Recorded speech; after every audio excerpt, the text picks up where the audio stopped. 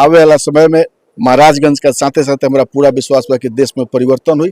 ऐसा ढोंगी लोग के, ठग लोग के, जो समाज के ठगे के काम पिताजी के बेरी से हम घूमत नहीं। हमारा नाम प्रभुनाथ के सबसे पहला प्राथमिकता है लोग के जिम्मे बाटे दारूबंदी के जी।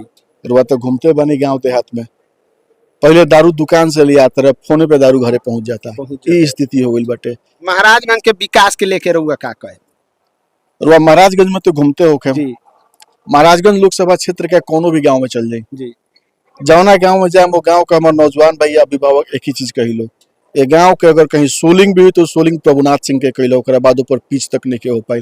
या कोनो गांव में जो विकास के कार्य भइल बाटे एगो सांसद का रूप में प्रभुनाथ सिंह के कही हुई।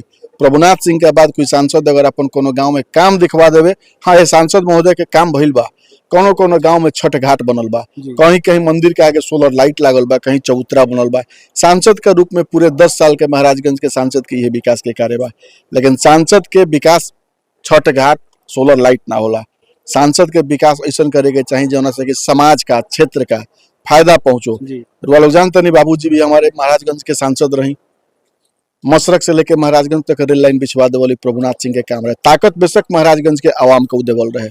मशरक ऐसा छोटा सा गांव में केंद्रीय विद्यालय के निर्माण करा देवल, अनेकों सड़क के निर्माण, अनेकों अस्पताल के निर्माण, विद्यालय के निर्माण, या समाज में उस समय में जौना चीज की जरूरत रहे उस काम के पूरा करे के काम वहां के कहीं नहीं।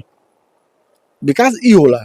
बिहार सरकार के एगो योजना बा, नहर सब पक्कीकरण हो गई बा, लेकिन किसान के समस्या से केहू जूझत नहीं के। वो कोनो नहर में पानी नहीं के आज ले, आप पक्कीकरण पर करोड़ों रुपया के बजट फूंक देहल गई। देखिए बिहार सरकार के, केंद्र सरकार के जितना योजना बा, जितना भी अभी काम चल रहा बा, सब फेल बा। बिहार सरकार के सबसे पहला प्राथमिकता है लोग के जिम्मे बाटे दारूबंदी के जी। रुआ तो घूमते बनी गाँव देहात में, पहले दारू दुकान से लिया तरह फोने पे दारू घरे पहुंच जाता। ये स्थिति हो गई बाटे। बालू के पीछे, दारू के पीछे पूरा शासन प्रशासन सरकार पागल बा। आम आवाम कहाँ जा रहल बा, समाज कितना पीछे फेंका रहल बा, महंगाई से लोग कितना परेशान बा, बेरोजगारी के आलम में नौजवान कितना परेशान बा। एमे कहीं ना राज्य सरकार के कोनो सोचे के फुर्सत बा, ना केंद्र सरकार के सोचे के फुर्सत बा। केंद्र सरकार तो एक तरफ वादा कैले रहे कि हर वर्ष 2 करोड़ नौजवान के नौकरी देवल जाए। लगभग हमारा लगातार कि पिछला 10 साल में जब से भाजपा के सरकार केंद्र में बाटे, लगभग 30 से 35% कर्मचारी आज अपन जगह छोड़ के नौकरी से बाहर आ गई बालू। धीरे धीरे हटावल जाता। जौन भी सरकारी निजी अच्छा संस्था रहे, जौना में लड़का लोग के आवे वाला समय में मौका मिलित कि वो सरकारी नौकरी कर सकस, आज वो सारा संस्था लगभग निजीकरण हो चुकल बा, प्राइवेट लोग का हाथ में जा चुकल बा। इस सरकार बिल्कुल दोहरा नीति अपनैले बा, झूठ सच बोल के कोनो तरीका से वोट हासिल करे के, चुनाव जीत गईला के बाद, सत्ता में अला के बाद फिर उन लोग के झूठा आश्वासन के भुला के कभी चाय बेचे के सलाह, कभी पकौड़ा बेचे के सलाह, और सड़क पे भटकावत रहो, धर्म का नाम पे, जात का नाम पे, ऊंच नीच का नाम पे बरगला के कोनो भी तरीका से सत्ता हासिल कर। ऐसा लोग के अब समाज परख ले बा, जान गई बा। 10 साल में महाराजगंज के भी आवाम के अपना सांसद के प्रति का सोच बाटे हम घूमत नहीं, हमारा सुने के मिलता और हुआ भी मिलत हुई। आवे वाला समय में महाराजगंज का साथे साथे हमारा पूरा विश्वास बा कि देश में परिवर्तन हुई।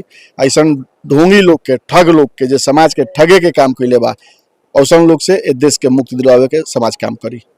रउआ देख सकता नहीं कि भावी प्रत्याशी बनी रणधीर सिंह जी, जो राजद से महाराजगंज लोकसभा से, यहाँ के एगो परम भक्त, यहाँ के बाबूजी के परम भक्त शेरे प्रभुनाथ सिंह जी के परम भक्त बोले नहीं, यहाँ के छुड़ी सिंह जी। रउआ का कहे रणधीर भैया के लेके? रणधीर भैया के हमनी के साथे भी बानी सन, कबहू बानी सन, रात दिन कबहू। यहाँ के पिताजी के बेरी से हम घूमत नहीं। हमारा नाम प्रभुनाथ भक्त छुड़ी सिंह। बात कुछ एने हो जाए, हमनी के बानी सन, तन के साथे बानी सन, रात दिन पूरा महाराजगंज के लोग बा। हमनी के पूरा वोट से लेके अथी ले सब लोग के साथे बानी सन।